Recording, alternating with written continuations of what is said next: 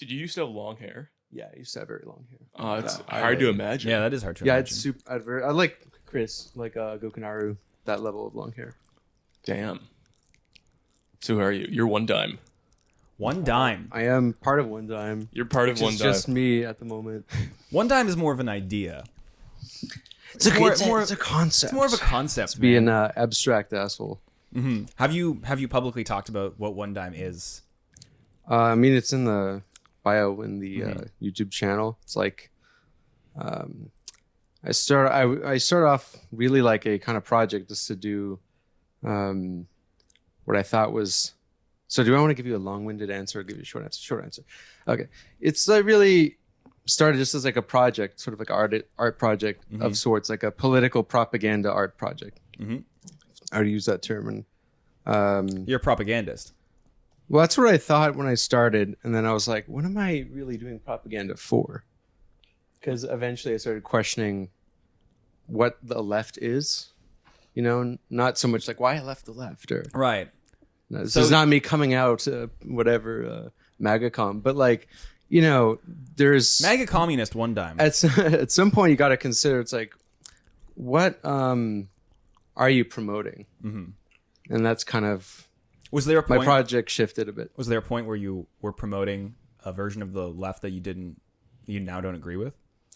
Yeah, it's not so much not agree with. I just don't think there's a left exists as a concept, like coherently. I mean, the closest thing you might have to an organized left might be like the DSA, the likes of Bernie Sanders. But you know, you could say, "Oh, I'm a Marxist-Leninist. I'm a anarchist." But you know, you're on Twitter or you're a YouTuber. It's like. You know, I can say I'm a heterodox Marxist, but what does that mean? I'm not doing Marxism, you know. I'm just kind of reading books and sharing what I know on the internet. What do other people characterize you as? I got a lot of different things. There's this YouTube. So there's a guide to BreadTube by Noah Sampson, and I'm there. Oh, a breadtuber. Breadtuber MAGA communist? And One Dime? I also learned there's this category called BeardTube, where it's like Marxist tube because you know Marx Engels got beards. Yeah.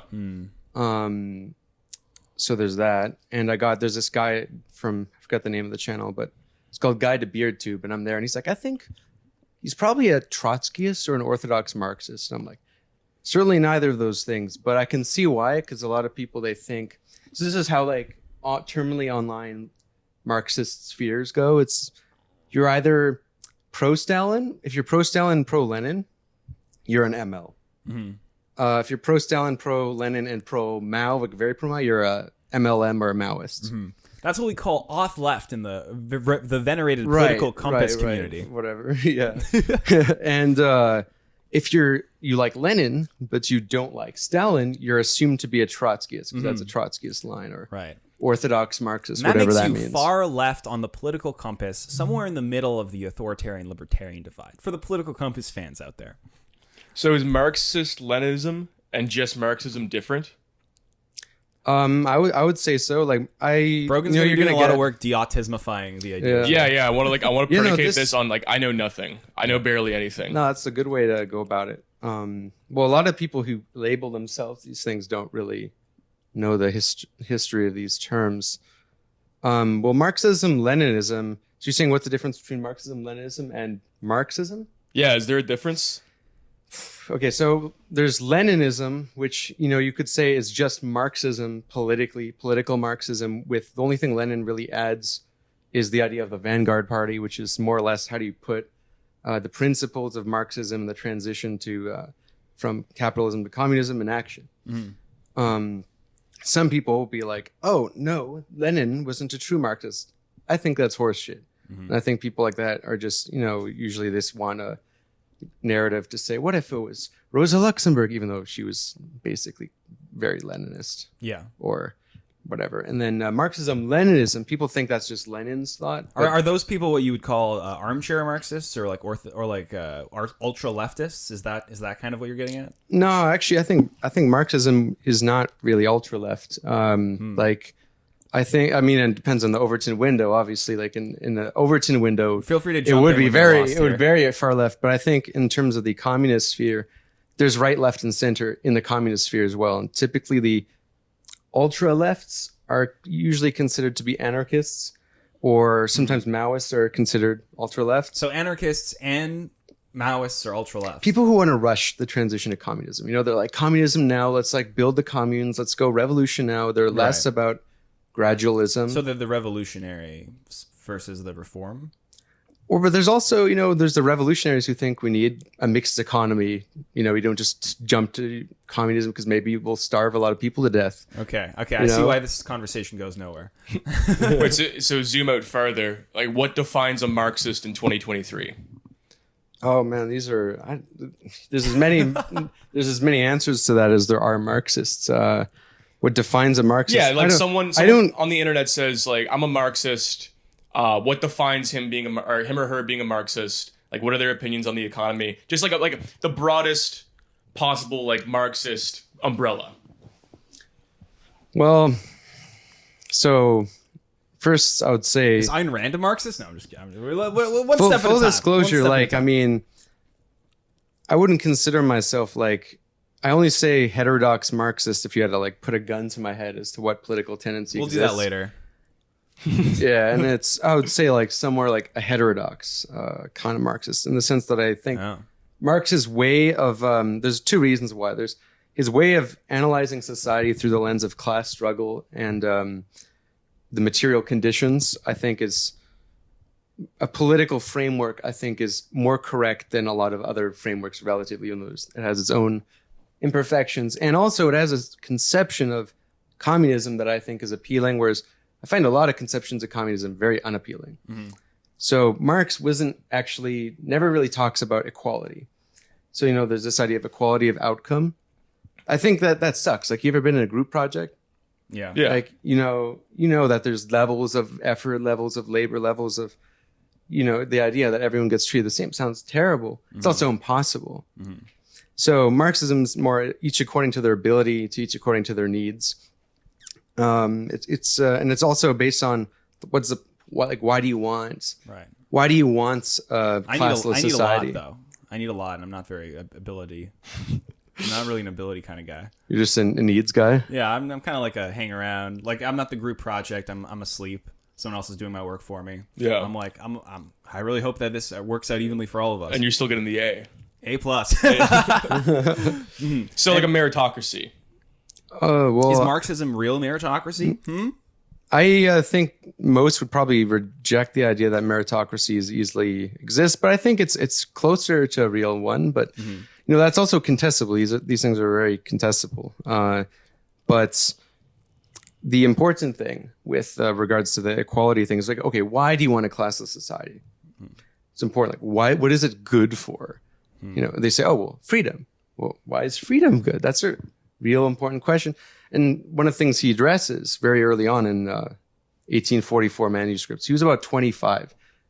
That's kind of crazy. When he wrote that, just let that sink. It makes me feel absolutely shitty about my life. But yeah, he wrote that the point of freedom, the point of communism is the emancipation of the human faculties. So you need to get a point of economic development where you actually have the basis of freedom to exist. So like, for people to not have an arbitrary division of labor, for one. You're not stick to like one thing your whole life. You have generally more time, more energy to pursue human faculties. So part of it's an evolutionary project. Literally want to evolve the human species. But, you need the development to get there. You can't just, that's what differentiates a Marxist and an anarchist, is anarchists will be like, okay, well, we can just, we can do this now. We can just tear it all down. We can do it without the state, ceding state power. We can just build it in our areas. And it's, it's a very different conception of communism. That's why I think it tends to lead to very localism. And, I think some people like that. So many people have their traditions in that. I think that's fair. It's just personally not what I think is the type of communism that appeals to me, really. Yeah. Or frankly, what I don't think would appeal to most people. So Marx liked capitalism, right, as a vehicle for evolution. Doesn't he state that? We're gonna go all in on Marx. I mean, yeah. I can no. So that is a good question. Like, he sees, if anything, Marx is too optimistic. about capitalism. He very much praises it as this sort of revolutionary, productive, transformative mode of production. And there's some truth to that, but it's also, it's very much exaggerated. If you look at today, like you look at the most periods where there's the most innovation in capitalist history, it tends to be when the state is very involved in pretty much deciding where investment goes and who are the companies. Yeah. But how Marx saw it is you needed capitalism before communism. You needed some sort of point of productive forces, because it's that's why China. It's not a coincidence why China's capitalism is so successful yet it's so brutal. Because like the reason they're able to get so much investment from around the world and able to like use that investment in ways that build up their infrastructure, build up their technology, build up their productive forces, is also because they have the cheapest labor pool.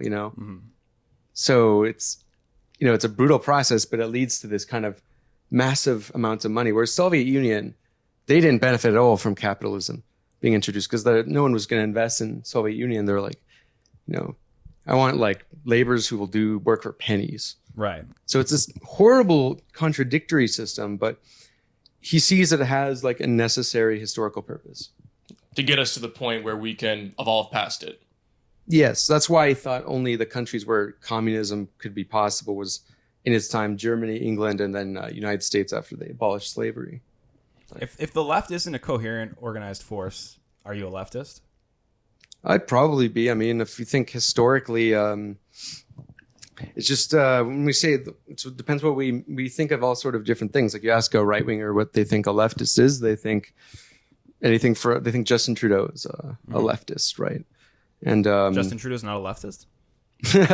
I mean, like, I think he's a progressive, but I don't think progressives are leftists. Interesting. It's not the same thing. What if you're like very far culturally left wing? What if you want to like abolish gender? You have no class analysis, but you're like very far that's a good question. Socially. Yeah, so that's why like there's a lot of debate about this category. Like that's why I think communist is a better category, or Marxian communist, just because there are like I think a lot of culturally far left stuff is compatible with capitalism. In fact, I think it might be even good for it. Like if you think about capitalism since the 1960s, it's not characterized by ossified, at least in the countries where it's changed the most, Western countries especially. It's not characterized by ossified traditions and traditional structures. It's actually like the erasure of traditions and the sort of it wants you to be constantly adaptable, always doing new things. It wants us to become like cyborgs who are, like in T2 and Terminator. So they want to advance the human genome, just like Marxism. So it's progressing, but all progression isn't evolution. Okay, so we want to evolve, not just progress. Yeah, that's not to say like all cultural changes are bad or stuff, but what I'm saying is that it's compatible with capitalism, I think. I know, like like Yuval Noah Harari wrote *Sapiens*. That was his. I think recently he gave a speech and someone asked like, "What's your advice for the next 10 years? Like, what's the most valuable advice you can give?" And his advice was just get used to change. Like, get used to losing your job. Get used to finding new jobs. Get used to like not letting those things destroy your world, because that's like what's going to happen the next 10 years. Is you're just going to be forced to remold yourself every couple of years, basically, with the gig economy and with everything. And he likes that. I don't. People don't like Harari. I feel like because he's like WEF adjacent, and Makes a so lot of much the right wing sense. people really hate him. They see him as like a George Soros figure. I think that actually probably describes him correctly. Like the type of capitalism that WEF promotes is hard for people to understand, and that's why the right wingers think it's like this leftist conspiracy. But the WEF and the likes of Noah Harari, what he explained is actually like that is the new capitalism. Yeah. This constant adaptation, constant change. It's not. So when you say like I'm a progressive, that's a category I think is far more stupid than leftist, because leftism, at least you can make sense of it relative to what's right wing. Progressive, there's Woodrow Wilson, the president of the United States who championed segregation, was a progressive, like openly consider himself progressive, pioneered it, in fact. So, and he thought progression was superior races dominating inferior races. So it's like, that's a category. It's also, I think, questionable, progressive. Yeah.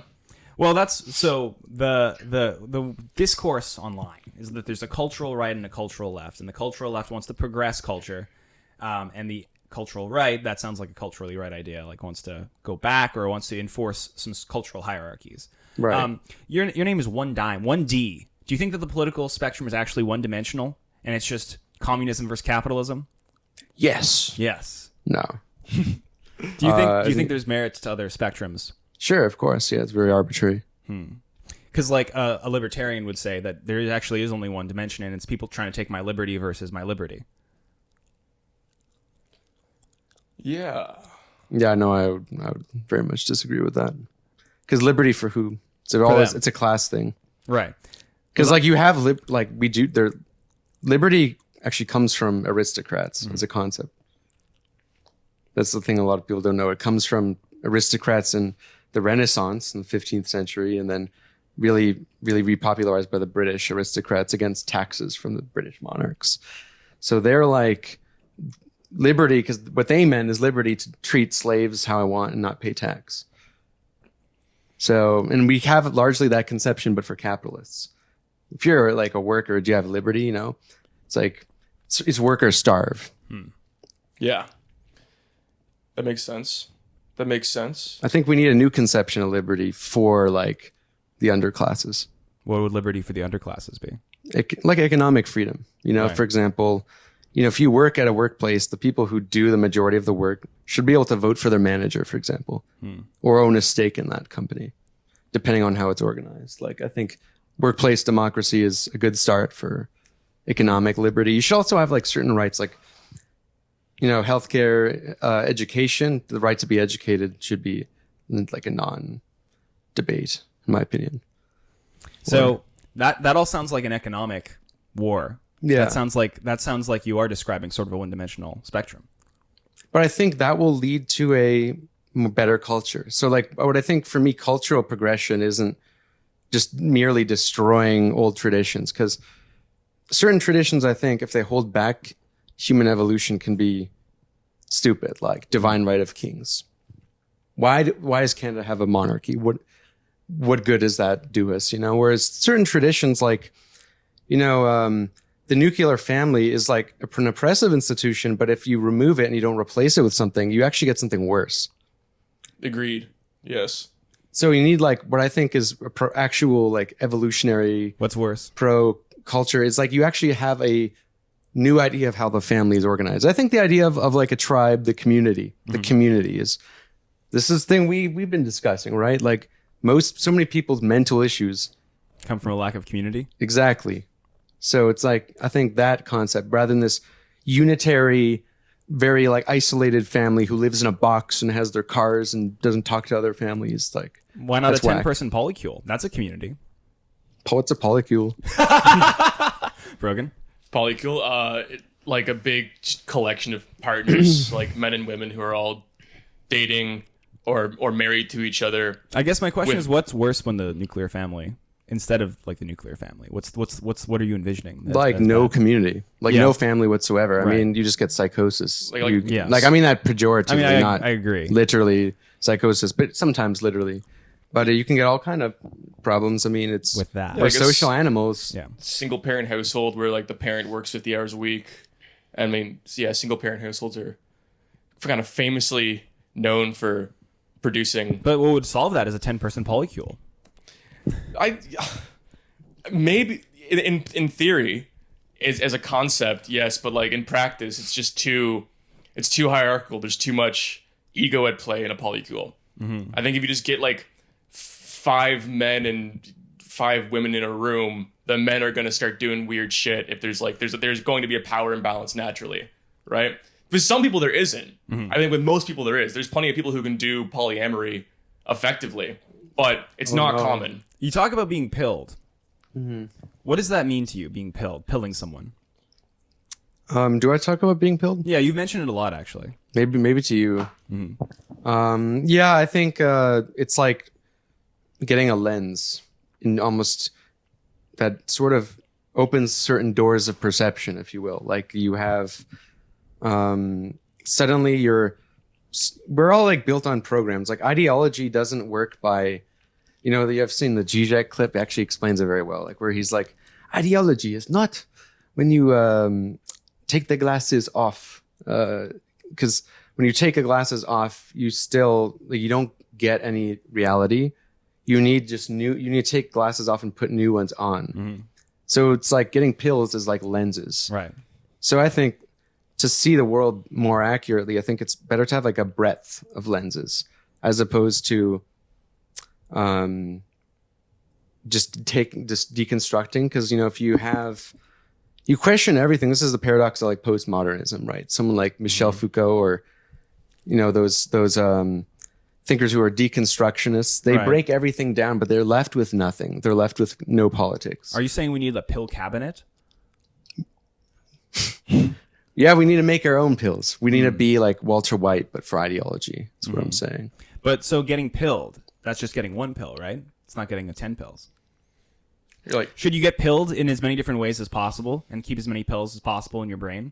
I think if one wants to be a true traveler, like a true like learner, explorer, that's the way. But I think most people, for practical time and energy purposes, can't do that. And So it's they more just about get one choosing pill? the better pill. Yeah. Right. You're kind of dressed richly in metaphor today. Mm-hmm. You're dressed like a Matrix agent talking about pills and lenses and glasses. Yeah. You want to talk That's about the point. your outfit here? Well, I mentioned it's on Twitter. I have that picture. Mm-hmm. Just and I was too lazy to change it. But I'm like, why not stick to that? Same thing. It's all black. Yeah. You're wearing a Fossil watch. Yeah. Why a Fossil watch? The high price of $100. Yeah. Oh, it's just the only watch I have. That's why. Mm-hmm. Yeah. so we're back to pills. So you're saying like we need to view the world through the most effective course of action is to like get a good view of the world to see things through, right? Like for the most progress, instead of having like all multiple lenses, like what's the best lens? Is that class, like seeing the world as a class divide, seeing class as like, class war is the only war, rather than seeing it through like the intersection of class and race, or the intersection of like class and gender, or just gender, like all the different ways you can view a hierarchy, just seeing it through class. So there's two ways to answer this question. There's like there's the philosopher way to answer the question, and there's the politician way to answer the question. Because I think obviously the correct answer is not to just have like a one-dimensional kind of lenses. But the paradox, this is the contradiction, is in politics, by its nature, is always a one-dimensional lens. It's people want grand narratives.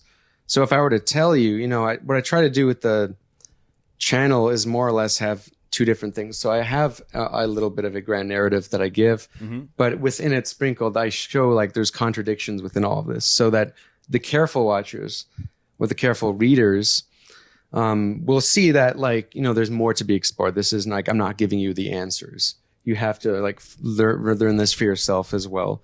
But if someone is just looking for answers, maybe they'll be satisfied or something with that particular thing. Because that's the trick to kind of reach people, to kind of be effective politically, to kind of get, like I said, deprogrammed, so to speak. You have to be a little bit one-dimensional. You have to frame things in narrative. It's literally how we're structured to understand things. Stories. Yeah. Yeah, but if it's like, if you really want to like understand things deeply, you can't do that. So that's the paradox of one dime, basically, is like, on one hand, I recognize the need for one-dimensionality, but you can't actually be one-dimensional if you really want to understand. So it's contradictory by design, intentionally, and that's. So like what you're Hegelian, you're like, I see what you're doing. Like one dimensional, get most people on the same page, and then mobilize those people, or allow them to mobilize themselves to create effective change in society. But you need like one dimension to do that, because you need to get people on the same page. Yeah, and I haven't figured out what that page really is yet. So part of it is I kind of want to get people thinking about that. Yeah. Because we need to still when I started, I thought there was a page. I thought it was like, oh, duh, just like analyze cultural topic and sprinkle in class analysis. But then you get a lot of problems with that. It's like, okay, well, what comes after? Mm-hmm.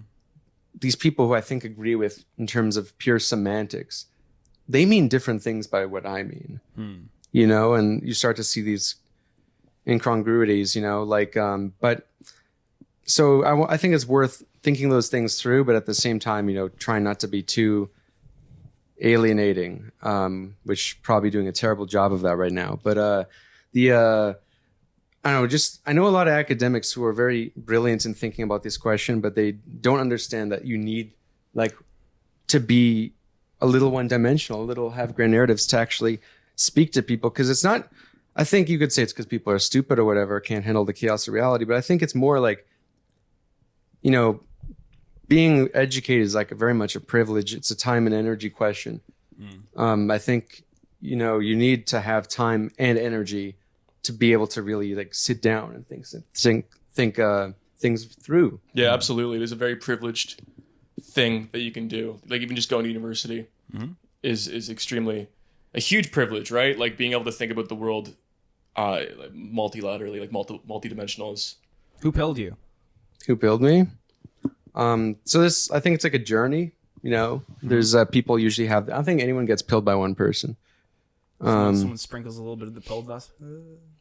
Yeah, it's like, you know, what I would say, so there's, like I said, there's pilling in the sense that it could shatter your existing reality a little bit. And then what happens after that? I think, for example, a good example that you might find interesting is, so psychedelics, there's a lot of debate as to what that does mentally. So psychedelics, I think they just shatter your existing reality a little bit, but it doesn't guarantee any sort of like enlightened awakening or whatever. It's what comes after that. Yeah.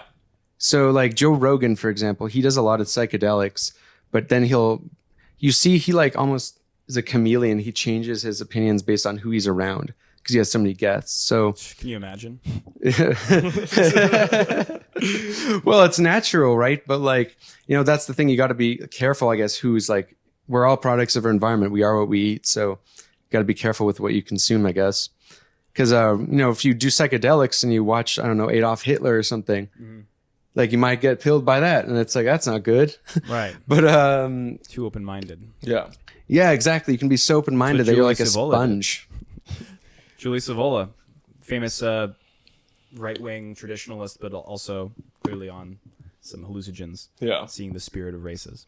Isn't that was like an internet kind of thought experiment for a while, wasn't it? Is like if you gave Hitler mushrooms, would he become better or would he be like a worse Hitler? Yeah, what do you think about that idea? You know, all the world leaders just need to drop acid and then world peace. If we just went to Israel right now and gave everyone acid, who knows what would happen?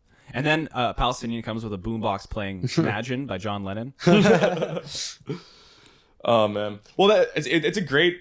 The psychedelics analogy is great because, like, if you've ever done psychedelics, you know, like, it's not like you do it, then 12 hours later, you're a radically different person. The change comes in, like, the 4 months afterwards. When you try to go back to what you did before and how you thought about the world before, it just doesn't work anymore. That's when you grow from psychedelics.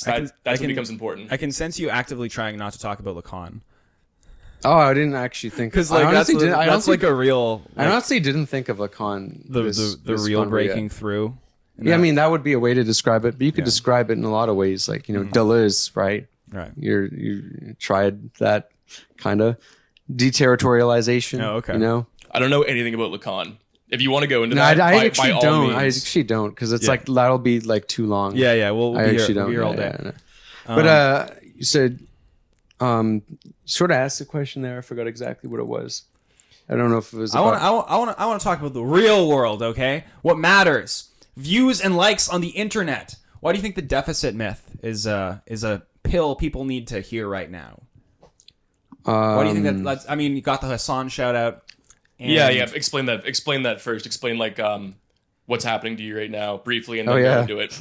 That's right. Yeah. I forgot about that. We need to talk. Let's forget about the ideas here and talk about clout. Right. Yeah. I always forget. It's like I need to actually promote my channel, but no. The deficit myth. Why does that? Yeah. So that's probably one of my proudest videos in terms of like it was an issue that I knew the concept of like the idea we need to balance the budget. We have too much national debt. It was kind of horse shit just because all the people who cried about it were people who increased it themselves. And then you have all these insiders who say it doesn't matter, like Dick Cheney. And what's up with that? And they want to lower taxes, but they want to balance the budget. I always saw these contradictions since I was like in like the 9th grade, you know, because I had this teacher who was obsessed with balancing the budget. And I'm like, I just Googled and I looked at the Conservative Party Canada and I saw they ran higher deficits than the previous admin. I was like, Yeah. there's something like to this. The libertarian would say the same thing and be like, it doesn't matter who you vote for, the right, the left, they'll all spend more. Right, and like they act like they don't understand capitalism. Like capitalism requires upward profit all the time. So like, where's that? Libertarians don't understand How's that going to capitalism. happen? You heard it here first. Oh no, they straight up don't. Like, you know, some of them do. Like I think Ayn Rand actually. Like, So Ayn Rand is a Marxist. Ayn Rand is like Ayn Rand very Marxist. We did honest. horseshoe theory. Horseshoe theory. Yeah. Yeah, Ayn Rand is very honest about capitalism. I think the ideologues are the ones who says it like alleviates poverty and stuff. Mm-hmm. I want to dig into that a little bit because I feel like okay. deficit Sorry. myth. Yeah, sorry. Go ahead. Yeah. So so what happened? I made that like about a year ago, over a year ago now, and it's because I was getting very into modern monetary theory, which I felt explained stuff that I already more or less intuitively knew but couldn't articulate, except it added some other like more specific things, like what are the actual mechanics of government spending? How does like money go from here to here? It's very like one of the founders of MMT is actually like he was a banker, Warren Mosler. What is modern monetary theory? I mean, I would just say watch the deficit myth. Like just watch the deficit myth. You'll get the gist. That's a video. We'll link that in the description.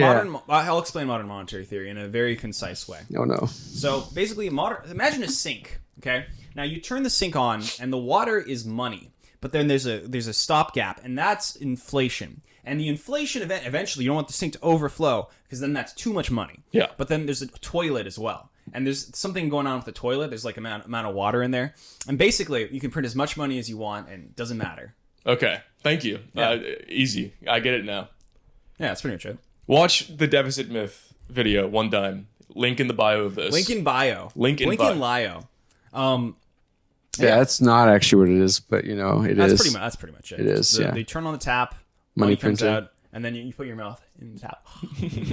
That's what a lot of people who like commented on my video, not watching it, still like they still think that. They'll be like, "Oh, well, like they're doing modern monetary theory today," and it's like, "Oh, you missed the point. Like modern monetary theory isn't something you do; it's just explaining how it works." Right. It's more of a description of how the economy is right now rather than how it should be. Yeah, or just how like spending and inflation and stuff like that works. Inflation is what I think it adds a lot to. Like the irony, people say modern monetary theory is like what it doesn't get is inflation. Actually, that's what makes it unique as a theory. Like the idea that government like debt doesn't matter. That's not a new idea whatsoever. That's very old. Or the idea even that taxes don't fund government spending. That's not old. That's not new either. That's the Chartists. They're back in the day, like old theories of money in the early 1900s and stuff. Like people figured this out, in 1800s as well, late 1800s. But it makes it unique in the sense that it actually understands inflation as a phenomenon that's in a way that's not actually related, or at least not directly correlated to the money supply. Anyway, I basically more or less, when I got into that, I was like, people need to hear this more because there's great podcasts out there. There's great lectures. There wasn't great accessible YouTube videos, with one exception that was very short on Al Jazeera. It was okay. But one that was like in depth but simple, I try to make the best possible one I did. It did fairly well at the time. It was like I got like 30K, 38K views or something. So you identified a niche in the market, fulfilled it, and got great success. Capitalism W. Yeah, I mean, ironically, it's my best like performing video in all ways. But I did a collab with Second Thought, because Second Thought, has been getting into modern monetary theory, and he was like, "I have this script. Do you want to like proofread it? Do you want to look at it to see if there's any mistakes or whatever?" Because I had run the deficit myth by some MMT people before who I've had on my podcast, like economists and stuff. I wanted to be really good and stuff. And so he had me read it and I read it, and I was like, just like tweak these things, and it's mostly good or whatever. And he shouted me out at the end. Then Hassan found me through that video. Hassan Piker. Yeah, Hassan Piker, the Friend of Twitch the show. streamer. Yeah. And he did a whole stream reacting to it, and really liked it. Oh, cool. So it's been, all the videos have been growing. That one especially, it's like 230K, 240K something. But all the other, like a lot of other videos have been kind of, the algorithm suddenly like notices. It's almost like the algorithm is like, maybe I'll give you a shot. And it just recommends it now to, Little boost. One video boosts all the other videos. not all of them. The Russia one, suspiciously, never get boosted. Yeah, YouTube doesn't like that. Yeah. The powers that be. Powers that be. I did see a video on YouTube yesterday that was just the IDF. Zog, by the way. IDF posted it 2 days ago. It was like 2 million views, and it's just point of view cameras from Hamas of them like killing people, but it's like gore. Like it's actually like a gore video that's on YouTube. That's not taken down. The IDF posted. And they're like, if it's Palestinian casualties, they'll get demonetized. Yeah, but it's literally like like shit you'd find like best gore. Like it's fucking disturbing to watch. And it's like a 2 million view YouTube video. Yeah, the propaganda machine is hard at work. Crazy. I think you can make a good MAGA communist. The Matrix, man. Yeah, the Matrix. The Matrix, man, is preventing us from free thinking. Here's a quick anti-centrist case for Israel, though, just to balance things out.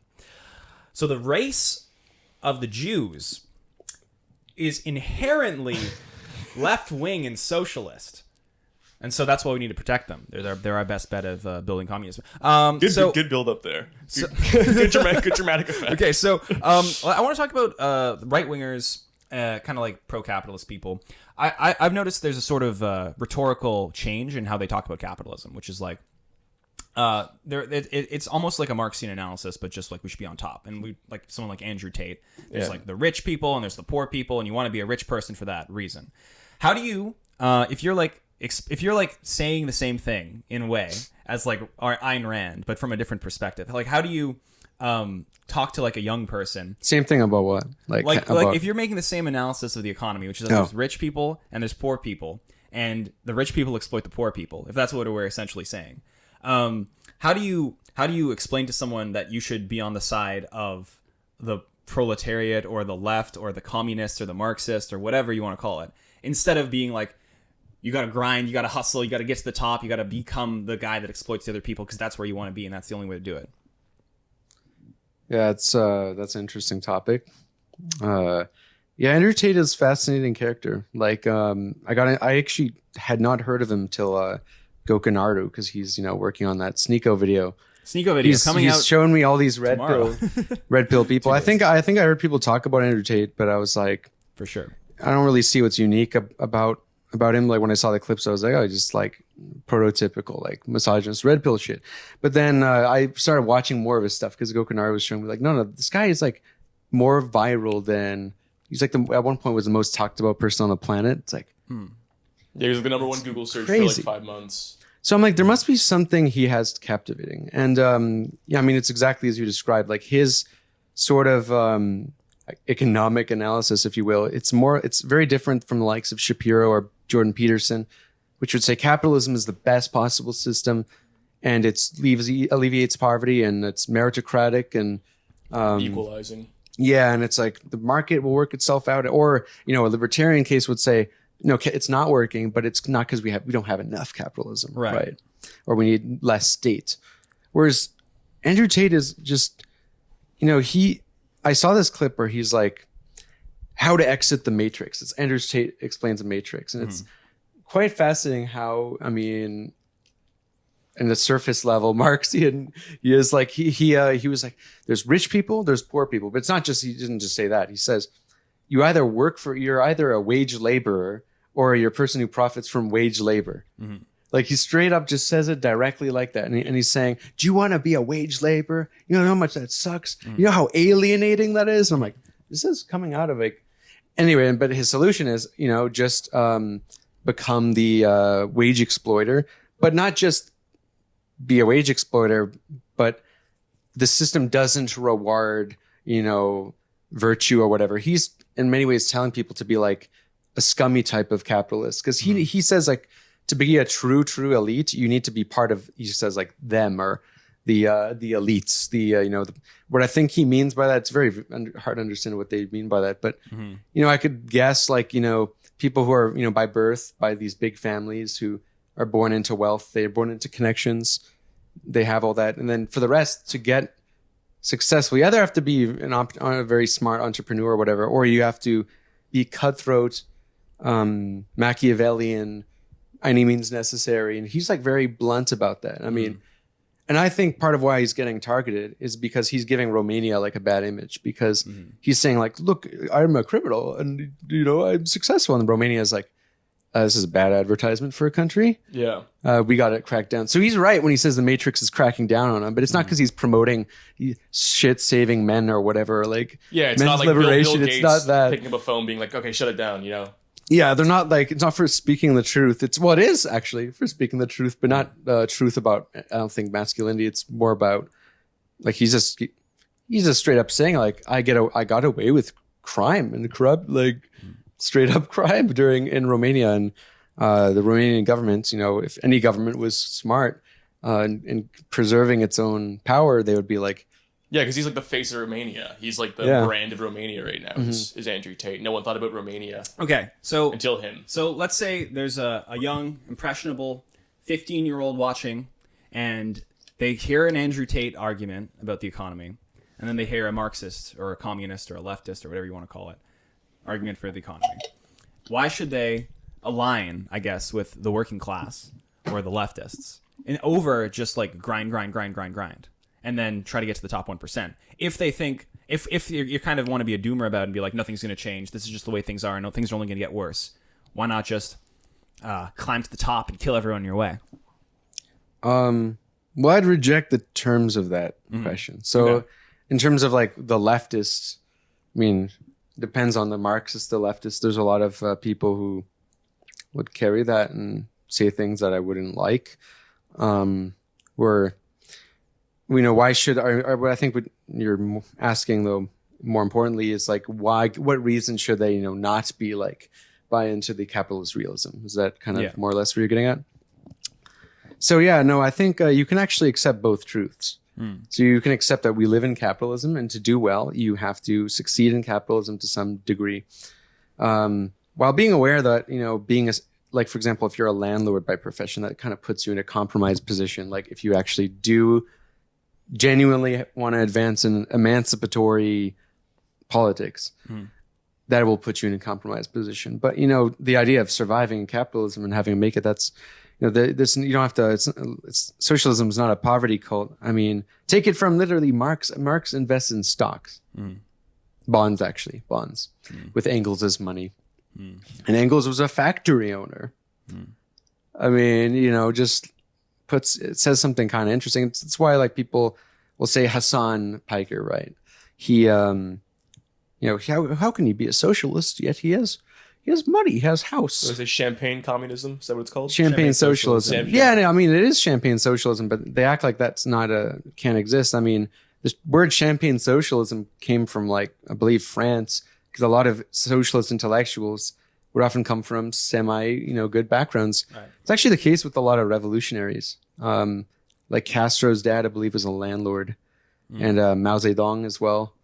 A lot of artists as well, like all the neo-impressionists, the neoclassicists, like Jacques-Louis David, Manet. They were all upper elite class. Right. Well, you could make the argument. Well, I'm just going to summon my inner J.J. McCullough. Yeah, I wish I had that, and I wouldn't have a fossil watch. So J.J. McCullough, a centrist, would say, or like a status quoist, he would probably make the argument that there is no like real lower class or proletariat, because all these arguments come from the middle class, who are just annoyed that they're not upper class. Like it's insecure middle class people, and like the people what does he define as middle class? This is a great question. I guess someone who's like not in the aristocracy, not the people with the power, but just below the people with power. People who have it good enough, they're comfortable enough to go to school and like learn about Marxism, get Marx pilled in their lib college or whatever, and then go attack the. Then those people only have the mobility to attack the bourgeoisie. Meanwhile, the actual poor people are just chilling. Yeah, there's no mobility. Yeah. Yeah, I mean, there's no like material criteria to even really identify that. It's just like neologisms. Like, so that's why I think Marxism is useful, because it has at least a, very contestable, I might say. Like, there's a lot of debate within it as to the classes between wage laborers and the bourgeoisie, so to speak. But the main thing that they determine class typically through is where you are in the relations of production. So do you earn most of your money through wage labor, or do you own it mostly from profiting from wage labor or rents? And if you're profiting primarily from wage labor, other people's labor, and rents, then you're in the owner class. So you're either like a landlord, a capitalist, and then there's the people there are in betweens. So like there's the petite bourgeoisie, which is like small business owners who are, there's a reason why they're a little different, because they're not exactly a working class person, because they will often, their interests are at odds with their workers. They want lower wages, and workers want higher wages. Anyone who's worked for a small business knows sometimes, unless you get in a lucky situation, they can actually be way worse than like, working for the government or a big company. Right. Yeah. They can be more cutthroat. So, but then but they're also put in their own labor, so it's not like they're like a landlord. So they are, in a certain sense, actually kind of oppressed. That's why, in some cases, they can be they actually historically in many cases have gone to the left. Sometimes they can be very reactionary. Really depends. And then there's the managers. They're in a really debate as to what that is. I tend to believe that, there's such thing as like the professional managerial class. PMC. Yeah. Not to be confused with PCM, A lot of political compass memes. A lot of lefties, by the way, a lot of lefty parties, what we think are lefties, are actually like very much led by people from this class. And I think it's a big reason why they have this very out of touch rhetoric, like the NDP, for example. Right. If you look at them, a lot of them are from backgrounds there are like, professorial backgrounds, or the tenured professors, or some actually landlords in the party, surprisingly, or people who, worked for the government, or very like comfy lawyers, those type of people. It's like 58% of Liberal Party MPs are landlords. Oh yeah. The Liberal Party is just a fully like bourgeois party. Like, Yeah. And same with it's bourgeois PMC, and same with Conservative. They're just like very like bourgeois parties, but the NDP is like PMC, which is why it's strange, because it has its lineage as a working class party, right? Okay. It is a labor party traditionally, but it's, and I would say the Democrats of the United States, you have that problem too. It's why they seem out of touch. It's why they're very likely they're always to jump on like certain issues and not on others, So let's say I'm a Canadian and I want to overthrow capitalism. Well, you can just answer yes or no to this. Will voting Conservative overthrow capitalism? Oh man. Well, it depends what you mean by overthrow capitalism. I think you can't really overthrow capitalism. You can overthrow a government, but which I would never advocate for, of course.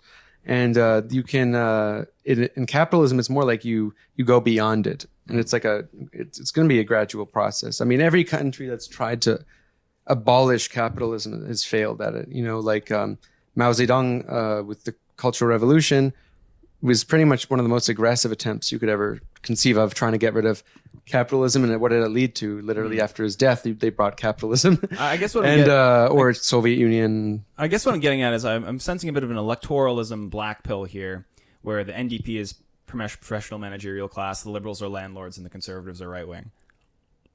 Yeah, of course. Yeah, totally. So what do I do? I want to be a good leftist. Just like, I don't know, try to learn like the history of people who try to do things. Read books? Or like watch video, or like watch people who read books. Watch people, okay, or listen. Phew. There's good shit. There's good podcasts. There's whatever. It's like, on your way on the bus or work or whatever. Audiobooks and shit. I know you are skeptical of AI and automation. Maybe that's wrong, but I get that vibe. I think Marxism is kind of predicated on the idea that like people with the factories need the laborers, right? Do you think that's going to continue to be the case in the future? Because the idea, like people would say, is like, oh well, they're not going to need you after a certain point. They just have the robots. Well, actually, it's actually the opposite. Like many Marxists tend to think that because of technological advancement, they'll need labor less and less. But the paradox of that is actually leads to this contradiction in which the rate of profit decline is way more severe. That's kind of a very technical thing, but okay, put it as simply as possible. With workers, they're a variable capital. You can lower the wages of workers and in response to whether profits are down, like for example, or you fire them. Like Elon, for example, when this Tesla stock went up during COVID, he actually fired workers because now he has a higher expectation to meet more profits. But he wasn't selling more Teslas. So, this is a cost you can manipulate. If you depend too much on fixed capital, of which automation is, you can't lower the wages or raise the wages of a robot. You buy a robot and there's it's largely a fixed cost. The issue is like if you have less people consuming your shit, then, it's harder to manipulate the cost of production to have increasingly high profit rates. So if there was increasing automation, it would actually cause a crisis of capitalism. And, I just think what I'm skeptical of is that I don't think automation is actually as occurring as fast as people think it is. And it's not really what I have a video on this Planet of the Robots, which talks about possibilities and all that. Right. Which was based off a book that I read. Yeah. On Four Futures by Peter Fraze. I largely subscribed to a lot of that video, but I'm more skeptical of like how fast automation's happening, because I think if you look at the countries that have the most, they're stereotypically have the most advanced automation, aside from the United States, it'd be like Germany, Japan, South Korea, and China. And in those countries, it didn't actually lead to lower employment. It actually, what happened is people would work with the robots, with the automation. It would just enhance their productivity. And it doesn't come from the free market. It comes from like the state investing in a lot of this, or allowing for like startups to occur, and just allowing scaling to happen. It's very hard to scale things that aren't profitable in a while. So I think like, a lot of AI we're talking about, it could replace labor, and it could, but I think it's way slower than what is happening. And if it does, I actually hope that does happen, because there's many jobs that, feels like a robot doing it. You feel like you become a robot doing it. So why not just allow make it a robot? Yeah. Accounting. What does That'd be great. Are you guys going to win? Because I want to be on the winning team. So I would like to be on the right side of history 20 years back, being like, oh yeah, I said and believed the right things. Like, are you guys, is the left Marxists going to win? Well, like I said, I don't think it depends leftists? what country you're in, like what movement. Like Me. just me win. Well, I don't Canada, know. Like, the West. If there's no political movement in my country, like the least I can hope for is like I can make a living teaching people about shit, and like hopefully they'll do something with it. Okay. And maybe I can do something with it. Now we cut to the 15-year-old watching this. He's What do we popping do? Vyvanse now and starting to grind. What do we do? Who's gonna win? Like, so you're asking me to predict? Like, I don't really know what the question is. Do you have hope for the future? Okay, so I'm so cynical that I think I have like a sort of optimistic nihilism. I don't believe in hope because hope puts things in destiny, and I think that's like fatalism. It's the same thing. Hope is cope, actually. Like Hope I is think cope. if you that'll be a video actually on the channel. Hope is cope? Yeah. Hope is cope. Please nobody steal that. Okay. But it's I think if you place things in this sort of like idea, like fall of capitalism is inevitable, socialism is inevitable. It's just like a coping narrative, and that can lead you to complacency. I actually kind of think you need to assume a sort of attitude of almost like probable defeat. But I think there are things that give me optimism in the sense that, for one, really like there's that stereotypical Lenin quote that there's decades where nothing happens and weeks where decades happen. Because I think ultimately how history works, it's not this like predetermined process. A lot of it is groups of people making history, because there's the idea individuals make history, and then there's this other binary that, it's just nature and economic conditions. I think it's nature and will, and like powerful groups of people acting a certain way at like the correct time and place. And Are we in the weeks? Kind of feels like we're in the weeks. We're in the weeks in where Palestine, sure. Like there's a lot of stuff happening. Or We approaching don't the even know. weeks. Definitely at least approaching. I mean, if you just look at like the last 4 years, there's been so many events. Like it seems like every 2 weeks something's happening. So I think events by their nature, like an actual event, a capital E event, is by its nature completely unpredictable. So you cannot predict an event. Most things that happen, what I'll call occurrences, aren't events.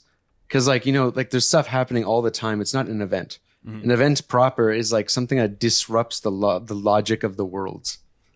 And that's something that we have to almost readjust. We have to create new coping mechanisms and new logics and new explanations for things. Whereas, that's why I advocate not actually watching the news all the time. I think it's useless because there's always going to be more news. It's better to learn history because listeners at home, events, occurrences, different things. Get it right. Yeah, I mean, like get it right. If those are curious, but I guess I'll name drop that philosopher who's famous for making a theory around this is Alain Badiou, but I wouldn't recommend reading him. He's just very, very incomprehensible. If you try to read him directly. But he's famous for that idea, this distinction. So capital E event, would that be like 9/11? Like what's something recently? Yeah, 9/11 would be an event for sure. War? Israel war? It could be. We don't really know when it happens, but I think it could be. Yeah, retroactively. Yeah. But I think it could be. I think COVID was an event that we still haven't quite actually seemed to comprehend. It's I think we're still like decades from now going to be studying COVID. When?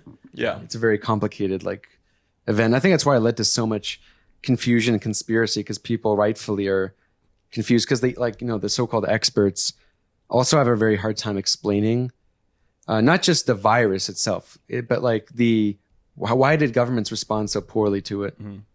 And why? Just doing some capital gum. What's this nicotine gum? It's 4 milligram nicotine. It takes like half of one. I need a fresh piece. I'll try one. Try not to chew it too loud in the mic. We get yeah. Well, you give your instructions here.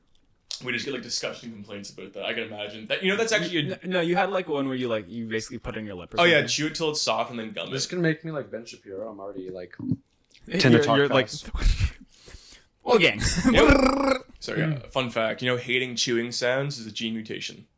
Yeah. You can find that in genealogy. What about loving chewing sounds? Like ASMR people. That's also a gene mutation. Like the spine tingle. Like ASMR doesn't work for some people. You're friends with me, drag. Audience retention just. Yeah. So actually to answer the second half of your question. So where's the optimism? So I think you think as you grow older that people have things figured out. Like there's these group of experts, these adults who just know the things. The guys who are operating, the guys with the suits. They must know how to do it, right? Increasingly, I find is learning through history, studying the systems. We're run by complete amateurs, Like a lot of people who are spreading myths that of how our system runs believe those myths sometimes, and that's kind of scary. And but it's also it's very easy to be nihilistic when you see so many people believe propaganda. How can people be duped into thinking that literal keystrokes, the government can run out of keystrokes, can run out of, they say run out of money. It's digital. What do you mean run out of money? Or you say, people believe all sort of things with Israel, Palestine, people believe that they're beheading babies or whatever. It's the same. It's so similar to in Iraq when they said about Saddam having incubator babies or whatever, turned out to be a lie. History surely rhymes. So it's, but I think because people can be duped so easily, because the system is in many ways run by people who are sometimes duped themselves into their own things that they used to dupe people, we can almost dupe society into supporting their own emancipation. So I think if people's minds are so flexible, I think humans are incredibly flexible. We can really, there is change that's possible, but I think it doesn't lie in some destiny. It's gonna have to be groups of competent people who are able to galvanize masses of people to act a certain way and capitalize on the right moments. And these idiots are going to emancipate themselves. Got them. You just got pranked. Well, I don't. So I don't. Communist utopia. I want to clarify that. I don't think it's stupid. I think it's in many ways you have to be a fanatic to actually support that, because there's like rationality that is like, I guess you could say logos in a philosophical sense, but then there's more practical rationality, technical rationality. According to one's like technical everyday rationality, it makes no fucking sense to be like a socialist, communist, Marxist, or, you know, even be in politics. It doesn't make any sense. Actually, the most rational thing is to do what Andrew Tate says, or maybe not what he says in that industry, but, you know, to more or less do this libertarian, look after your own self, just make as much money. Like if I was rational according to technical rationality, I would be, like anything. What I'm doing is stupid. Right. If I wanted to be more profitable, I would make like drama clips, or I would I don't know. I would just do whatever's hot. I would do news. News is very easy. You just put out a lot. The algorithm will promote it. But it's what I'm saying is that people like duping people into their own thing. It's not so much like you have to be stupid to be duped. It's more like being duped is part of what makes us human. We need myths. We need grand myths to almost like give us a purpose in life. And by its nature, that's going to be a bit of a myth, meaning it has truths and bullshit, but both. Because, you know, you look scientifically, objectively, you can't have an objective scientific view of the world. That's depressing. You're a bunch of molecules. Who wants to live like that, actually? Like, no one actually, people say they believe that. They don't really. Like Richard Dawkins, his myth is that of scientific progress and evolution. Yeah. Liberal humanism, that's what the skeptics tend to fall back on. Yeah, so I'm not like here saying, you have to live above any myths whatsoever. I'm more thinking like we should choose better myths that actually benefit us in the long term as a society, as a community, and be very aware. Try to be aware of them. So when you don't believe your own myths too much, you start thinking like, oh, like communism is inevitable. The revolution's going to happen, guys. Because like, you know, it's very big if. Or if you're religious, most religious people, I don't think are actually that stupid. Like they don't think, you know, the like for example, I don't think even most evangelicals really believe in the apocalypse. Right? But there's some who might actually believe in the apocalypse and might think, yeah, let's accelerate climate change. Burn down the fuels burn down the rainforest because, you know, it'll accelerate these. I wish I heard that more, actually. Evangelicals who want to accelerate climate change. They're like, yeah, climate change is real and we're going to. They got them in Brazil. Quicker. Yeah. I mean, that might be what they're acting out, but I just want to hear it. That'd be fun. That'd be a fun idea. Phrased that way, like climate accelerationism. Yeah, climate accelerationists. Yeah. Yeah. I was going to ask something and I forgot. Oh, no. Yeah, the narrative.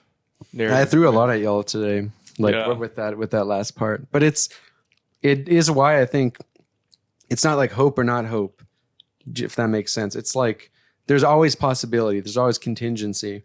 There's always will. Will is part of what makes us human. Wait. Oh yeah, master. I remember So this is a big that's a big claim to say if you were rational, if you were purely logical, you would just do what you needed to do, what the sort of the market demanded of you, right? Yeah. Do you ever feel like I'd probably become a businessman. Right. If you got a lobotomy and we lobotomized this part of you out, right? Would you just be a businessman? And do you ever wish you could have a lobotomy and just be that guy? No. I gotta use the bathroom so bad. Do it. Not really. So I know there's this trope that became a thing that if you're like a philosopher, academic, or a leftist, you must be depressed. And I think people who are like that, they either actually have a mental condition that's not related. They should, you know, take care of that. You know, self-care is important, actually. You know, you can't just blame it all on capitalism. You have to, you know, sleep, eat breakfast, you know. Would you say even Michel Foucault, like a philosopher, his literally before his death, he was fascinated on the care of the self.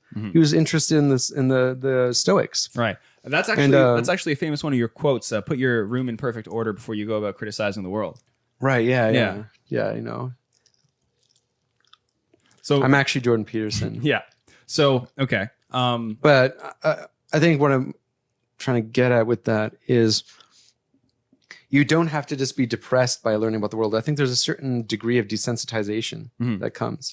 And if you look at the ancient Greeks, like there's a sort of almost romanticism in the what they called the true life, the life of the unexamined life is not worth living. And I think it's possible for people to have a happy life and not do that. However, I think people who are in between, they're going to be depressed if they don't go fully, because there's a certain degree of knowledge that if one has a certain degree of awareness, it's really hard to just be completely ignorant. It's very hard because you're like, people aren't completely aware. So I think this is an anti-centrist case for ignorance. You either want to be completely ignorant and not know anything, or you want to just be completely pilled. As much as you can. I mean, as much as like you can demand it. I mean, like, I don't know. A big part of my book learning was actually like on the buses to work, or sometimes at work. I would listen to audiobooks when I could, and I try to fit it in to my schedule somehow. But it doesn't have to be like depressive. People who are depressive and they're like academics, philosophers, I think they're not depressed because of what they're learning. They're depressed because of something in real life. Right. Yeah. Or they're just like, very lousy intellectuals. Right. Because if you had so much faith in a theory that when it's proven wrong, you want to kill yourself. Yeah. You shouldn't. Why would you put so much faith in a theory? Theories are always contingent. We were just talking about that before you came here, actually, about like depressed philosophers, depressing academics. We're talking like Mark Fisher. Would you be willing to make fun of Mark Fisher for killing himself? No, I think he had serious. I'd be willing to. I think he had real loser. I think he had serious depression. Right. Yeah. Well, how much does take the book? And he also had apparently no community, from what I've heard from people who knew him. What? You take capitalist realism, right? Where it comes from, it's a depressing analysis that comes from a depressed mind. And I firmly don't, like, you can't make yourself depressed by thinking about things. Like, depression is very physiological. Yeah, you can combat depression through improving your health, or you have clinical depression. You need like some sort of interception of it, right? Right. Damn, this nicotine. I feel the head rush. Yeah. You weren't joking. It's great. This is a good segue into why you haven't killed yourself. Is it bad to like have a lot of coffee in this? That's my third jar of coffee. Yeah, I drink a lot of coffee as well. Gum in my mouth all morning. Nice. Yeah, and I haven't eaten. This is kind of a stimulant household. Why haven't you killed yourself? Why haven't I killed myself? I think you asked someone on this pod this question? It's a recurring one. Yeah. I should think of a good question of this. Yeah, I have too much shit I want to put out. Like, I have too many damn things I want to do. Like, I'm always like, I got to put out this video. I got to write this book. Right. And then maybe. Right. But, it's like, I want to do something before that. Therefore, being half serious.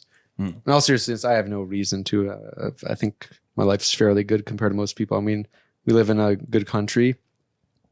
I don't have depression. I have diagnosed ADD, but I think it's far worse to have diagnosed depression. Yeah. Yeah, ADD is kind of like happy. That's like a happy disorder. Yeah, you're like overly manic with ADD. Yeah. Yeah, I don't know. I think with it a lot, just how much. I don't know, man. Like, capitalist realism is such a depressing book. And it comes from a depressed mind, right? I don't have it on the shelf. I should. Like, somebody else has it. You lent it to someone? I lent it to somebody, and it's gone forever. As it should be. Yeah, so, like, I don't know, because that sounds like such a insensitive question. Is like, can you trust someone's ideology who's depressed? Do you trust like academic work written by someone who is depressed, or do you like take that into account? It does not matter. I usually look at it for what it is. There's a lot of if you look at people's personal lives, very easy to discount them. Like, for example, Peterson. Someone would discount him if you were to discount him because he takes pills, because he's an alcoholic. Peterson, that guy's pilled. Yeah, on his own pill. Was an alcoholic, or was? He's a recovering alcoholic. Yeah. Yeah, and I wouldn't just think that what he says about, like, cleaning your room is wrong because of that. I would criticize him just on what I think he actually is wrong about, which is stuff he doesn't really know about and talks about, like philosophy, politics, postmodern neo-Marxism, and all that garbage. Yeah, I don't think it's. I don't really tend. I think it's like a classic. It's an ad hominem if you try to go at just the person, because you look deep into it. A lot of even people like Freud, who is one of the most brilliant intellectuals ever.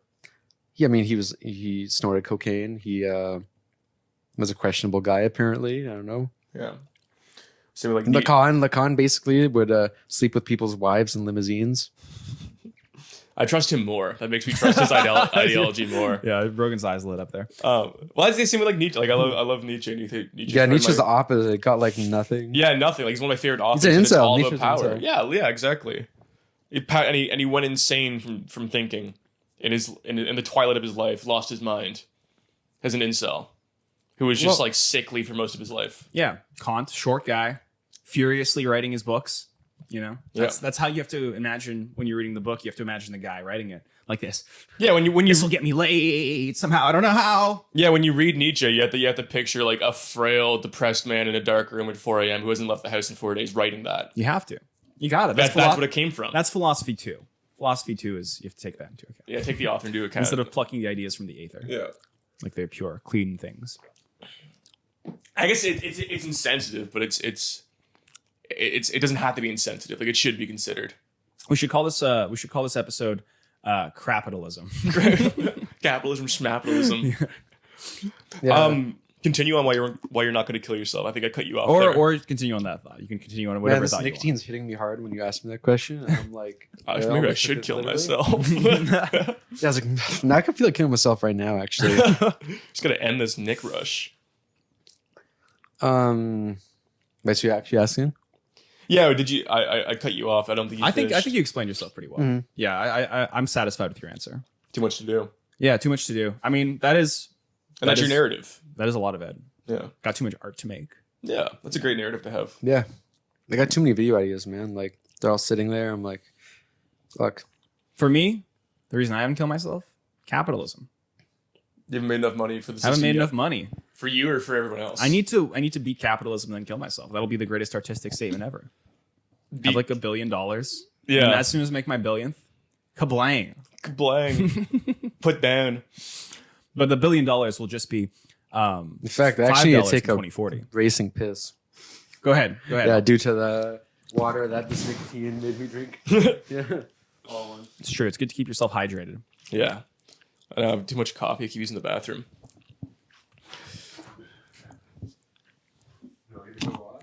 Just us. Just us. We're fucking this up. Are we? We're fucking this up. Are we fucking this up? We have no idea what we're talking about. No, yeah, we do. We do. Yeah, we do. That's the point. We don't know what we're talking about. So we do know what we're talking about. Yeah, we just ask good questions. Oh, okay. Yeah. Do you think he knows that we don't know anything about this communism shit? I don't think no one. Well, he probably knows, but I think it's okay that we don't know. I don't know. I mean, I feel like we should be like maybe I could be like a capital of like a monarch, and you could be like an anarchist, and we could do funny voices. I don't know anything about those things. Okay. Wait. Let's just pretend like we read it. We would know everything, like all the books he's talking about. No. Like maybe like you're like Lacanian build, and I'll be like Hegelian. No. Yeah, like I'll be Hegelian. No. And we could be doing a thesis, antithesis, synthesis kind of deal. I don't know what those means. I don't know what those words mean either. I've never read Hegel. I know. I just know internet memes. Taking your theory from internet memes. Yeah. Like tertiary sources. People making memes about the secondary sources. Memes about memes. Yeah. That's probably a better representation of reality than any first person source. Memes all the way down. Memes all the way down. Just the zeitgeist. At that point, just absorbing the cosmic energy.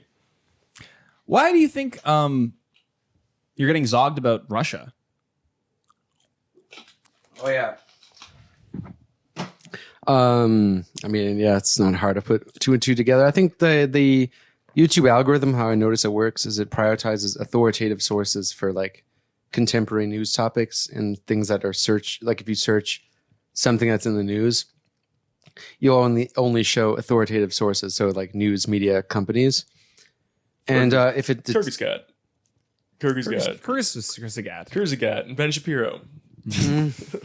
Yeah, I mean, so with my videos, they weren't pro-Russia at all. Strangely enough, they were very anti-Russia, but they showed nuances to what led up to the Ukraine war, and it wasn't this one-dimensional like they're just like crazy and Putin's crazy and just like invaded Ukraine for no reason. I was showing what led to that, the fact that Russia has been trying to actually be pro-West for a long time, and their anti-Western turn.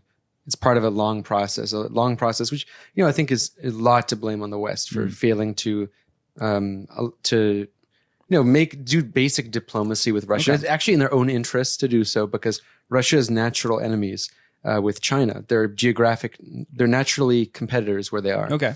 For their sphere of influence, it makes more sense to pit them against each other, which they tried with the Soviets. Right. But like the fact that this happened, now they're friends, it's a kind of a failure of Western diplomacy. So I'm showing all of that stuff. And I think the algorithm detects like, oh, it's not like unambiguously stand with Ukraine or unambiguously just Putin bad. That's it. It can tell pretty fast. We love our binaries. It's like it doesn't promote because the Russia videos have very high watch time. They have like between 40 and 48% watch time. One of them is 48%. Okay. So it's like, and high click through rates like 6%. So how the fuck does that happen? I'm gonna give you a country. You give it a scale 1 to 10 on how good it is. Okay. Right. Russia is good to 10. Russian people are like just Russia now as under a Putin. country right now, as in terms of like ideology, what it's doing. 3. Okay. China. They're in decay. 7. Okay. China's is in incline. Palestine. Yeah. 1 out of 10. Palestine. I mean, it's it's yet to be its full independent. Okay. Question mark out of 10. Yet to be determined. I mean, it's also not too great either. I mean, they're led by Hamas right now, so it's not really great. Okay, Ukraine. Oh, also, like it's there with Russia, honestly, like 3 out of 10. Okay, they were ruled by the Western media was actually saying Ukraine was the most corrupt country in the world. Yeah, prior to the war. Yeah, they're great. Would you say both sides bad in that one? Ukrainians have a right, actually. I think to fight back. They are the victims. However, it could have been avoided a lot easier if they didn't, have groups trying to march into the eastern Russian-speaking parts of the population and neo-Nazi groups funded by the West for a while. Nuance. Yeah, it's too much nuance. We're gonna get zogged. Armenia. I don't know enough about Armenia to say. I know they're going to war with Azerbaijan, but I don't really know enough to say. Like, probably 4 out of 10. All post-Soviet countries are pretty terrible state right now. Okay. Azerbaijan is oil money though. Oh. I don't. They got good food, so actually 7 out of 10. Okay. Taiwan. You mean China? I'm not joking. Taiwan. They got microchips. Oh, so yeah. 8 out of 10. They got microchips, which America wants to keep. Yeah. Microchips. Michael Chip. Michael Chip. Do you think China's on the incline, even with the population collapse? Yeah, looming? every thumbnail on YouTube is China's been about to collapse for 3 days. And then like the line going down behind him, and like there's like a yellow line over his eyes. Yeah, those videos have been coming out for 3 years now. Here's a list of things that are constantly going to end. Okay, Donald Trump, constantly going to end. The fall of the West, constantly going to end. Canada's now. I see that thumbnail a lot. Canada's a week away from something all the time. Also every time I check MSNBC, like I have like the default browser for one of my applications takes me to like an MSNBC news site, and every time I go there, it's like, this is the end for Putin, and it's like Putin's gonna die tomorrow, and like this is the last straw for Putin. I've been reading those articles for I think like a solid year. Yeah. I mean, they do have like signs of weakening due to population, as many countries do, but they've been in a relative to many other countries, they're in an incline because in terms of like poverty reduction, in terms of technological innovation, in terms of combating climate change, it's been quite astounding compared to like countries who are that large, like compared to India, right? Okay. I think the best way to figure out exactly your ideology is to make you vibe check a bunch of other ideologies. So 1 to 10, anarchism, left anarchism, Marxist anarchism. There's no Marxist anarchism. Okay, so like NA, which is to say 1. right? Oh, anarchism. Okay. Like the I think anarcho-communists or anarchism- anarcho-syndicalists, Sorelian. 7 out of 10 because I think they're actually right, but they're so right that they're wrong. They're like kids, they're like kids. They're like, why can't we have hierarchy? Right. Why can't we? Why do we have hierarchy? Why do we have a state? Like laws are all bullshit, man. Not off left, but pro-state and calls anarchists anarchities. Okay. But like just clearing they're that so up. correct that like they don't realize that that's how people like human civilizations based on myths. Okay. Yeah. Anarcho-capitalists / objectivist Randians. A 10. Yeah, interesting. Yeah. Interesting. This is what we call opposite unity Yeah. in the political compass world. Okay. Like monarchs, Hmm. monarchists. I think anarcho-monarchism is the best one. What does that mean to you? I mean, that actually kind of existed in certain places. Like, you could debatably call certain places in North Africa, for example. There's a lot of kingdoms, and the Berbers, as they were called, who had monarchies, yet not states as we would call them, like traditionally. You could say states, depending on how you define it, but not really like stable states with like strong legal systems Right. and whatever. No. So it's anarcho-monarchism is my favorite. Okay. Trotskyism. 6 out of 10. Sin. Interesting. I know so little about so many things, and I'm so They're right about like their diagnosis, but they're wrong about Trotsky. Like Trotsky was like a Stalinist before he got purged, and he was like, democracy, democracy. Meanwhile, you read his shit before he was purged, like terrorism and communism. Dude, the guy was talking about like forcing, like not just conscription, but like literally forced labor to like industrialize the country. And some of Stalin's ideas, like forced collectivization in the 20s, Trotsky is no, fucking Orwell thought he was like some like libertarian. It's like, nah. I want you to finish your ignorance thought, Chad. Oh, I was gonna say I'm so stupid, and I'm so politically nihilistic that I don't even have opinions about political systems. I don't know about them, and I don't have opinions about them. How do you reach someone like Chad over here? That's a lie. But I'm politically nihilistic. Yeah. Politically nihilistic. I'm also politically nihilistic. What does that mean? But I think what he's getting at is you can't actually be, you can't really dodge the issue. Everything's just a 5 out of 10 for me, unless it's like overtly, Of course, like it is. In fascist. terms of vibe. Yeah, And then it's a 10 out of 10. if it's fascist, Mm. no, Oh, okay. No, yeah, it's- yeah, no, yeah. fascism bad. If it's like a bigoted, if it has like bigotry baked into it. So Israel. Yeah, don't like that. But pretty much everything else, I'm just like I don't even think about. I don't know. Okay, last one. Left acceleration, like automate and give everyone UBI. Is that what left acceleration is? That's how I'm choosing to define it. Everyone defines it differently. It's too new. Man, this nicotine feels like I'm about to die. Do you spit the gum out? Yeah. Okay, good. Yeah. 4 milligrams is too much for the un. The uninitiated. We've been chewing too much of it, and I just chew 4 and I don't feel anything anymore.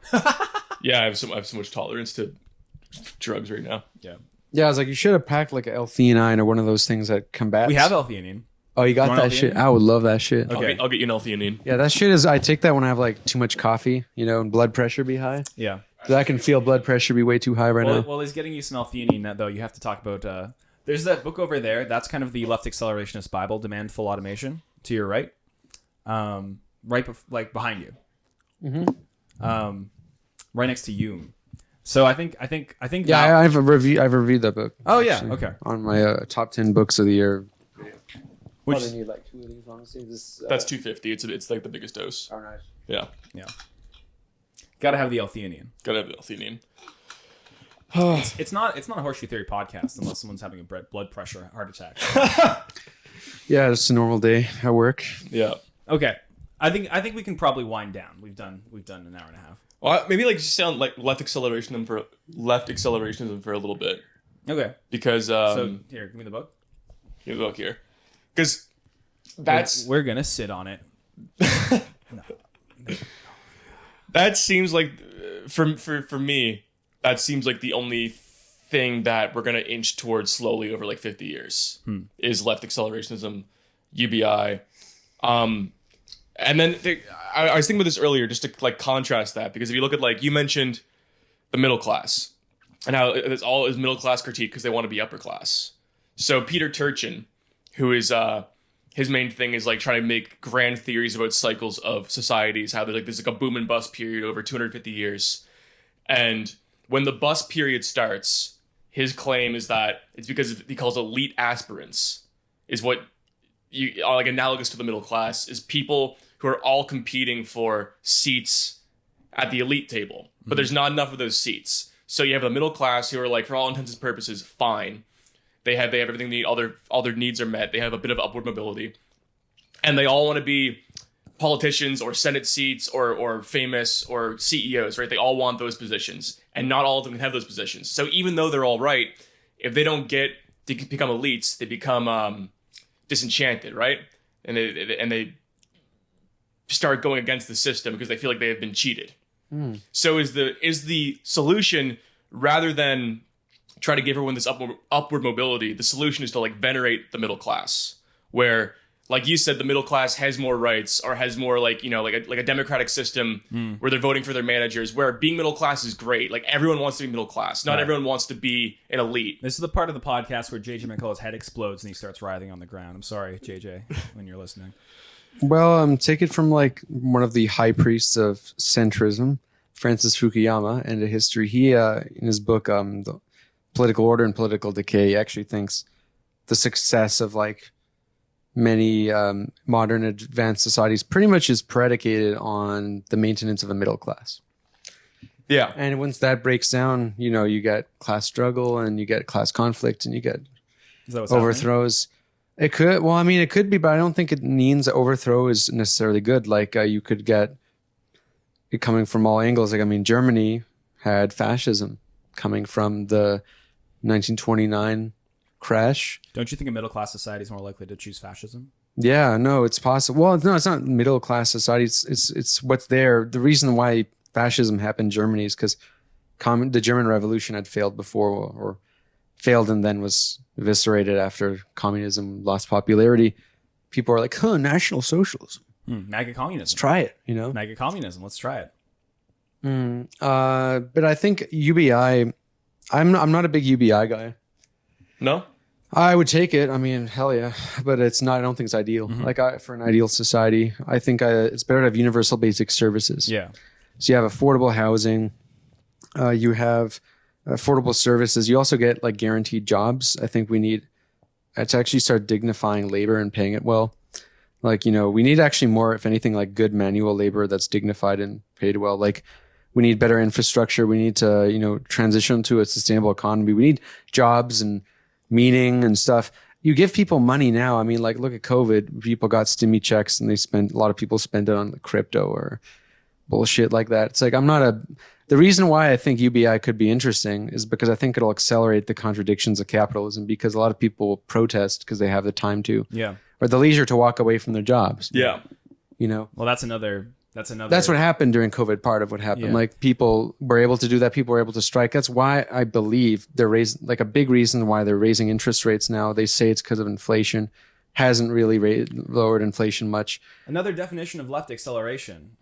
Interest rates, cause unemployment, by the way. The contradiction by doing exactly that. Yeah, well, people think UBI will save capitalism. I think the reason why most countries are so hesitant to do UBI is precisely because it wouldn't save capitalism. It would potentially, we really don't know, but I think it would give people the freedom to walk away, and that's not good for the relative power of employers. That's why the biggest lobby against CERB in Canada was I think it was called the small business lobby of Canada. I forget what it's called exactly, but they were on CBC talking about, why CERB is bad. And of course, you know, you can walk away from your shitty paying job. They don't want to do that. So I know many who did. Yeah. Well, I think I started YouTube because of CERB. I think the elites are just so, like, the elite class, so old. Zog. So old. I just think it's going to end naturally. There's going to be a restructuring naturally, because there's not there's not going to be like voluntary generational wealth transfer. They're just going to die.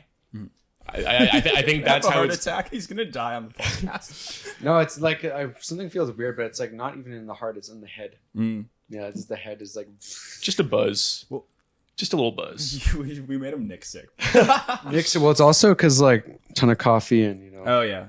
Oh, the stimmies, the stims. Yeah. Stims, Other coffee, such nicotine, L-theanine, big ideas. ADD medication. Yeah. Sorry, ADD meds. Very, very important. Stimmy check, stimmy pill. Stimmy check, stimmy pill. Right now, the middle class, there's a giant room, okay? And the ceiling is hundreds of feet away, and the floor is hundreds of feet below them. And the middle class is standing on a platform. And they all want to go to the ceiling, and they can't reach the ceiling, but if they fall, they die. And what we need to do is just put the floor really a lot closer to the platform and lower the ceiling. So when you fall off the platform, you can just climb back up. And you also might be able to reach the ceiling at some point. But the ceiling's not that far away. I think we need to close the walls like a Indiana Jones trap and crush everybody. Yeah, just like, poverty shouldn't equal homelessness, and you shouldn't have $100 billion. Let's wind down. So, what's next? What's next for One Dime? I know you mentioned before this idea that One Dime is like an organization, and you're like looking to make it like a think tank. But like, what's next short term? What's next long term? We can cut that out. I don't care. No one's going to make it to this part, but yeah. What's next for One Dime? Well, right now, video on the Cultural Revolution. Yeah. I have a documentary coming out on the Chinese proletarian Cultural Revolution. Yes. And I've seen the intro. It's looking good. I'm excited, Yeah. waiting patiently. that's going to be probably the best like produced video, information, everything that I've ever done. And it's on a very interesting topic that I think has crucial lessons for especially lefties. But I made it in a way that you don't have to be a lefty to watch it. You can just learn about it. But the second half of it's pretty much about the lessons. The first half is about what actually happened. What went down. And I think there's a lot of lessons. The most unexamined and poorly understood series of events ever in communist history. You know, so it's important, and that's coming out. Then I'm reinvigorating the podcast, One Dime Radio. I'm actually also going to be doing streaming and kind of intertwining with that with the podcast a little bit. So that's sort of what's going on. It's sort of like a rebirth. Like I now have more time to finally actually get started, reinvigorate this stuff. So I've been cooking some stuff up. Oh, I also have. Actually, maybe I shouldn't release that yet. Okay. Oh, well, I got some big written work coming out from quite a while from now. Will you drop the name? Just the title? Nah, someone else will take it maybe. Oh, okay. But I didn't have a published work that came out recently. Like I had an essay on the Cultural Revolution. It's more of an academic-y version, way more academic-y version of what the video is. It's quite different. In a book called Underground Theory. You can just look it up, Underground Theory on Amazon. It's featuring a bunch of authors, like some big names like Zizek and stuff, and then small names who are like underground, like nobody knows, like me, under my real name, Real fake name. Yeah, real fake name. Well, MAGA communist One Dime. MAGA communist. Mega communist One Dime. Excited. Yeah.